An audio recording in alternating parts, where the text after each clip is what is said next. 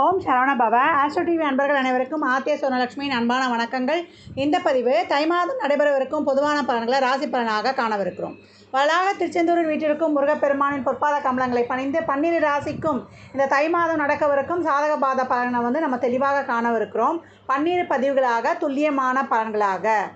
இந்த மாதம் காணப்படக்கூடிய கிரகணிகள் பார்த்தீங்கன்னா, மேஷத்தில் குரு பகவான், கன்னியில் கேது பகவான், விருச்சகத்தில் சுக்கிர பகவான், தனுசில் செவ்வாய் புதன், மகரத்தில் சூரிய பகவான், கும்பத்தில் சனி ஆட்சி நிலையில், ராகு பகவான் மீனத்தில். இந்த மாதம் சந்திரன் நமக்கு கும்பத்தில் உதயமாகிறார். இந்த மாதம் 4ஆம் தேதி சுக்கிரன் தனுசுக்கு பயிற்சி ஆகிடுவார். புதன் 18ஆம் தேதி மகரத்திற்கு பயிற்சி ஆகிறார். செவ்வாய் 22ஆம் தேதி மகரத்திற்கு பயிற்சி ஆகிறார்.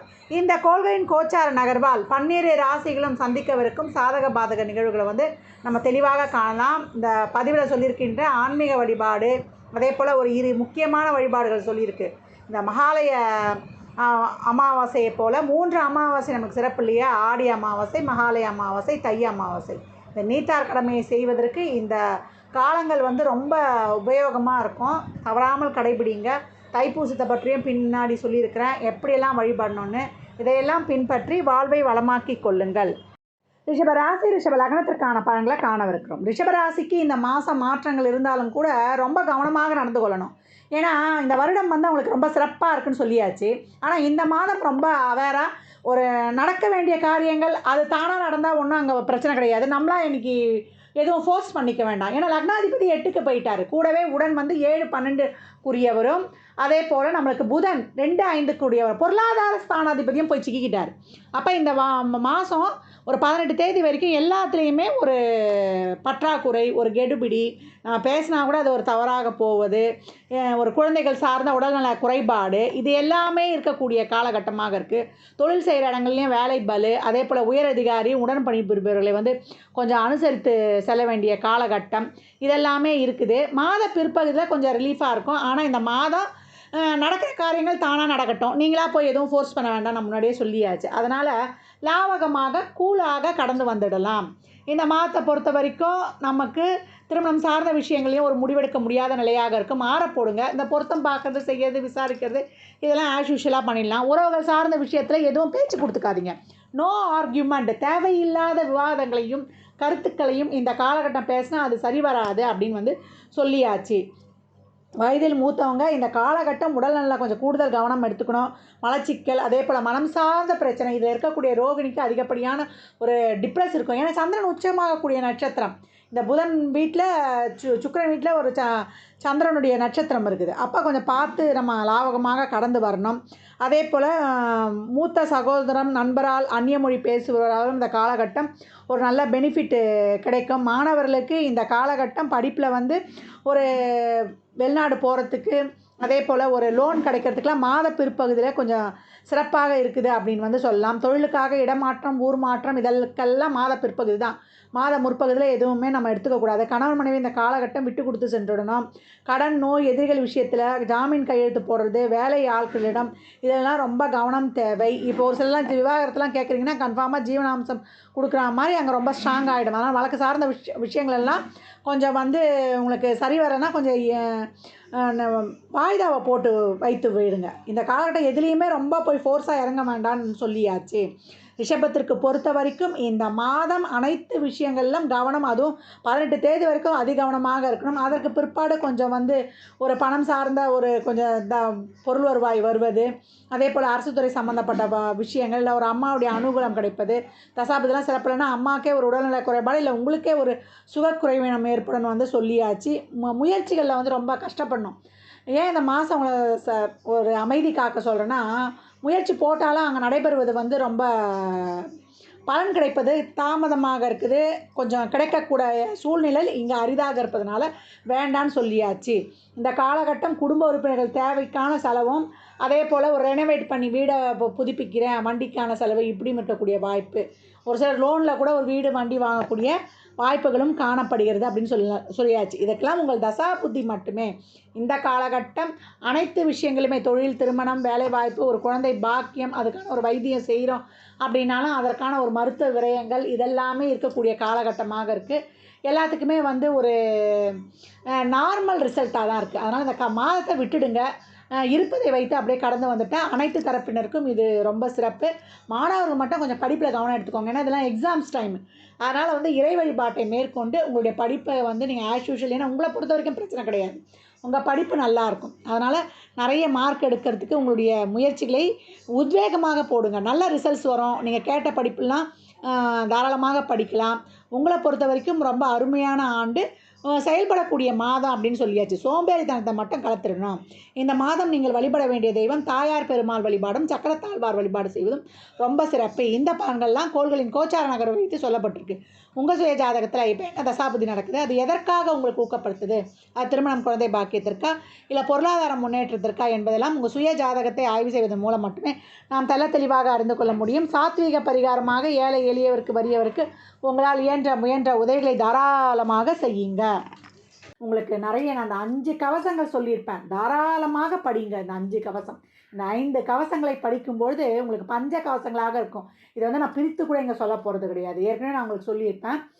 அந்த காரிய சித்தி மாலை, சுப்பிரமணிய புஜங்கம், கோளறு பதிகம், கந்தசஷ்டி கவசம், அனுமன் சாலிசா. இதை தாண்டி இன்னொன்று இருக்குது. என்னன்னு கேட்டிங்கன்னா, நம்ம இதை படிக்க முடியாதமா, இதை போட்டு நாங்கள் கேட்குறதுக்கும் சோம்பேறித்தனம் பண்ணுறோன்னா, நம்ம அபிராமி அந்தாதியில் நம்ம என்ன தேவை இருக்கோ அந்த தேவைக்கெல்லாம் ஒரு பதிகம் இருக்குது, அதை படிக்கலாம். அப்படி இல்லையா, அதில் நூற்பயன் பாடலை, ஆத்தாலை எங்கள் அபிராம வள்ளியை, அண்டமெல்லாம் பூத்தாலை, அந்த ஒரு பாடலை நீங்கள் வந்து பாராயணம் செய்து கொண்டே வேலை பார்க்கலாம். இல்லை அதை போட்டு கேட்டுட்டு வேலை பார்க்கலாம், எப்படி உங்கள் சூழ்நிலைக்கு ஏற்றார் போல். அதுவும் இல்லைன்னா நம்மளுக்கு வந்து அருணகிரிநாதர் சொன்ன நாளென் செய்யும் வினைதான் என் செய்யும், என்னை நாடி வந்த கோல் என் செய்யும் கொடுங்கூற்று என்ன செய்யும்ன்ற அந்த பாடலை வந்து நீங்கள் கேட்டிங்கன்னா, இந்த அதில் இருக்க அந்த சொல்லக்கூடிய பாடல்லையே 27 எண்ணிக்கை வந்து கனெக்டிவிட்டி ஆகிடும். அது வந்து நட்சத்திரங்களை குறிப்பது. இந்த நட்சத்திரங்கள் தான் 9 கிரகங்களையும் 12 ராசிகளையும் உள்ளடக்கியதுன்னு. அந்த நவ கிரகங்களே நம்மளை வந்து ஒன்றும் செய்யாது. அதுக்கு தான் கோளறு பதிக்குமே சொல்லியாச்சு. அப்பர் சொல்லுவாராம் திருஞான சம்பந்தர்கிட்ட, கோள் வந்து சரியா இல்லைப்பா இந்த காலகட்டம், நீங்கள் வெளியில் போக வேண்டாம் அப்படின்னும் போது திருஞான சம்பந்தர் வந்து உடனே ஈசன் கிட்ட முறையிடுறார். ஐயனே, எனக்கு வந்து நீ எனக்கு சிறப்பாக வந்து வழிகாட்டு. எந்தெந்த கிரகங்கள் எனக்கு சரியில்லையோ அந்த கிரகங்கள்லாம் எனக்கு சிறப்பாக எனக்கு வழி நடத்தணும் அப்படின்னு சொல்லிட்டு. அதனால் அன்பர்கள், இந்த காலகட்டம் வந்து நான் சொன்ன இந்த 5 பஞ்ச கவசங்களையும் படிப்பது ரொம்ப சிறப்பான ஒரு செயல்முறை. நீங்கள் படிக்கவே வேண்டாம், ஓட விட்டு கேட்டிங்கன்னா அந்த பாடல் ஒலிகள் வந்து நம்ம உடம்புல அப்படியே வைப்ரேஷனாக இறங்கும். இந்த மாதம் ஒவ்வொரு பதிவுகள்லையும் நான் சொல்லுவதை தவிர்ப்பதில்லை. யாருக்காவது ஒருத்தர் இதை பின்பற்றினாங்கன்னா அது வந்து அவங்களுக்கான ஒரு வழிகாட்டுதலாக இருக்கும் அப்படின்னு நான் ரொம்ப நம்புகிறேன். ஏன்னா சகோதர சகோதரிகளும் சரி, அன்பர்களும் சரி, நண்பர்களும் சரி, யாருமே வந்து இந்த காலகட்டம் வந்து நம்ம எதை விதைக்கிறோமோ அதை தான் அறுவடை செய்ய போகிறோம். இனி வரை காலகட்டங்கள் வந்து ரொம்ப இக்கட்டான காலகட்டங்களாக இருக்கும். இயற்கை பேரிடர்லேருந்து, சமுதாய நெருக்கடியிலேருந்து, அரசியல் சூழ்நிலையிலேருந்து, ஒரு குடும்பமாகட்டும், ஒரு தொழில் சார்ந்தகட்டும், இந்த அனைத்து பிரச்சனைகளையும் நம்ம வந்து தீர்ந்து வெளியில் வரணும்னா நம்ம இறைவனை மட்டும்தான் சரணாகதி அடைய முடியும். இறைவன் ஒருவனே நம்மளை வந்து என்றைக்கும் நம்மளை வந்து கைவிடாமல், யார் தாய் தந்தை கைவிட்டால் கூட அவர் நம்மளை கைவிட மாட்டார், அரவணைக்கக்கூடியவர் அப்படின்னு சொல்லியாச்சு. இந்த காலகட்டம் இறை வழிபாட்டுடன் நம்ம வாழ்நாளை வந்து மேம்படுத்தி கொள்ளலாம். இந்த பலன்கள்லாம் கோள்களின் கோச்சார நகரை வைத்து சொல்லப்பட்டிருக்கு. உங்கள் சுய ஜாதகத்தில் இப்போ என்ன தசாபுதி நடக்குது, அது எதற்காக உங்களுக்கு ஊக்கப்படுத்துது, அது திருமணம், குழந்தை பாக்கியத்திற்கா, இல்லை பொருளாதார முன்னேற்றத்திற்கா என்பதெல்லாம் உங்கள் சுய ஜாதகத்தை ஆய்வு செய்வதன் மூலம் மட்டுமே நாம் தெளிவாக அறிந்து கொள்ள முடியும். பின்னாடியே வந்து 2 இறை வழிபாடுகள் வருது, அந்த வழிபாடையும் பின்பற்றி உங்கள் வாழ்நாளை வளமாக்கி கொள்ளுங்கள். நண்பர்கள், வாழ்நாள் முழுவதும் சிறப்பான பலனை அடைவதற்கு என் மனமார்ந்த வாழ்த்துக்களை தெரிவித்துக் கொள்கிறேன். 12 ராசிக்காரர்களுக்கும் இந்த தை மாதம் வந்து ஒரு சிறப்பான மாதம் அப்படின்னு வந்து சொல்லலாம். இது முக்கிய வழிபாடுகள் இருக்குது. ஏன்னா நம்மளுக்கு பொங்கல் ஆரம்பிச்சிடும். பொங்கல் வந்து நம்மளுக்கு 15ஆம் தேதி பொங்கல், 15/1/2024 அன்று திங்கட்கிழமை காலைல வந்து பொங்கல் வைக்கிறதுக்கு விசேஷமான நேரம் என்னன்னு கேட்டிங்கன்னா, உங்களுக்கு 6 to 7:30 சந்திர ஓரையில் வச்சுருங்க. ஏன்னா காலையிலேயே வந்து தை மாதம் பிறந்துடுது. குலதெய்வத்துக்கும் வைத்து வழிபட்டுடலாம். மறுநாள் வந்து நமக்கு மாட்டுப்பொங்கல் வருது. இந்த பொங்கல் அன்றைக்கி வந்து மாத பிறப்பாக இருக்கிறதுனாலேயே ஒரு சிலர் தர்ப்பணம்லாம் கொடுப்பாங்க. தர்ப்பணம் கொடுக்குறவங்கலாம் நம்ம வந்து மதியம் 12 மணிக்கு மேலே கூட பொங்கல் வைத்து வழிபாடு செய்யலாம். அன்று வந்து நம்ம சூரியனுக்கு வந்து நன்றி தெரிவிக்கிறோம். அதனால் அன்றைக்கு சூரிய காயத்ரி, ஆதித்ய இருதயம் இதெல்லாம் வந்து தாராளமாக சொல்லும்பொழுது ரொம்ப சிறப்பாக இருக்கும். ஒரு சிலர்லாம் வந்து அக்னியோத்ரா பண்ணுவாங்க. அதே போல் சூரியனுக்கு நீர் வார்த்து வழிபடுவது, இதெல்லாம் ரொம்ப சிறப்பான பலன்களை தரும். பெரியவர்கள்கிட்ட ஆசீர்வாதம் வாங்கிக்கோங்க. பெரியவர்கள்கிட்ட எவ்வளோக்கு எவ்வளோ ஆசீர்வாதம் வாங்குறீங்களோ அவையெல்லாம் சிறப்பான பலனை தரும். மாட்டுப்பொங்கல் அன்று 16/1/2024 அன்று நம்ம செவ்வாய்க்கிழமை மாட்டுப்பொங்கல் வழிபடுவோம். அன்று கோமாதா இந்திரனை வழிபடுவது ரொம்ப சிறப்பு. பெண்கள்லாம் அவங்க சகோதரர்களை வரவழைத்து வீட்டில் விருந்து கொடுப்பாங்க. ஏன்னா இந்த மகரத்தில் தான் செவ்வாய் உச்சமாவார். அதனால் இந்த காலகட்டம் தை மாதம் தான் மகர மாதம் என்று அழைக்கப்படுகிறது. மகரத்தில் சூரியன், மகர ராசியில் சூரியன் சென்றடைவது தான். ஆனால் உங்கள் சகோதரர்களை இல்லத்துக்கு வரவேற்று அவங்களுக்கு விருந்து கொடுப்பது, இல்லை அவங்க நலனுக்காக பிரார்த்தனை செய்து கொள்வதும் ரொம்ப சிறப்பான பலனை தரும் அப்படின்னு சொல்லலாம். அன்றைய தினம் பட்சிகளுக்கு, வாயிலா ஜீவன்களுக்கெல்லாம் உணவு அளிப்பது இன்னும் உங்கள் கர்ம வினைகளை குறைத்து உங்களுக்கு அதிகப்படியான பலனை தரும்.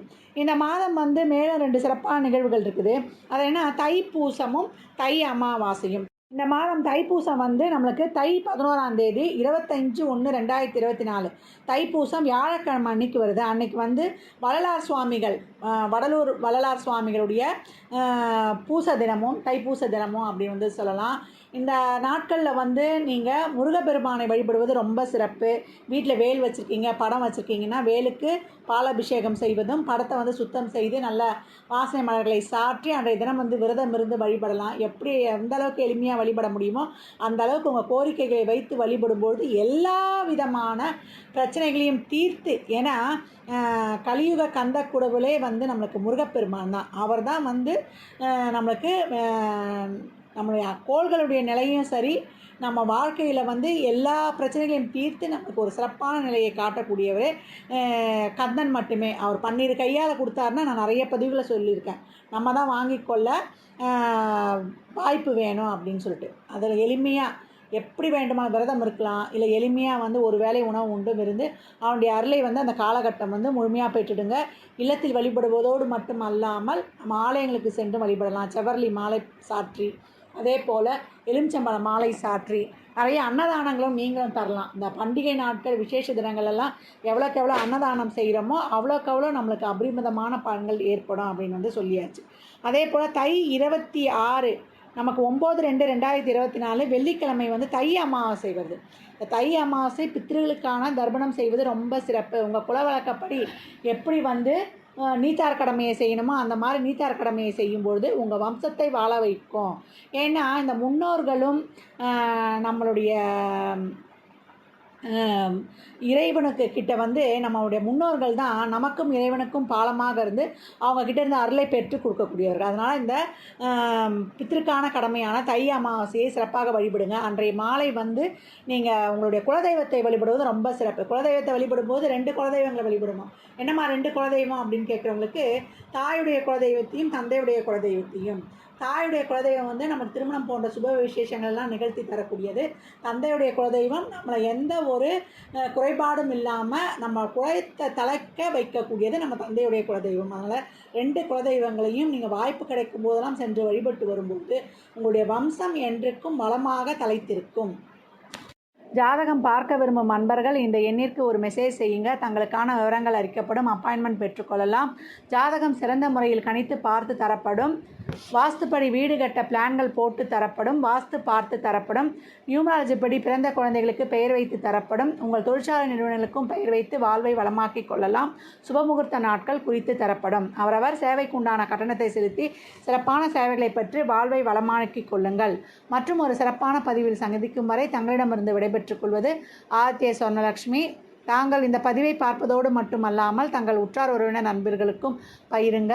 சேனலை சப்ஸ்கிரைப் பண்ணுங்கள், லைக் பண்ணுங்கள், ஷேர் பண்ணுங்கள். மற்றும் ஒரு சிறப்பான பதிவில் சந்திக்கும் வரை தங்களிடமிருந்து விடைபெற்றுக் கொள்வது ஆதித்ய சொர்ணலக்ஷ்மி. மிக்க நன்றிகள். வாழ்க வளமுடன், வாழ்க வளத்துடன், வாழ்க நிறைவுடன். நற்பவி நற்செழி.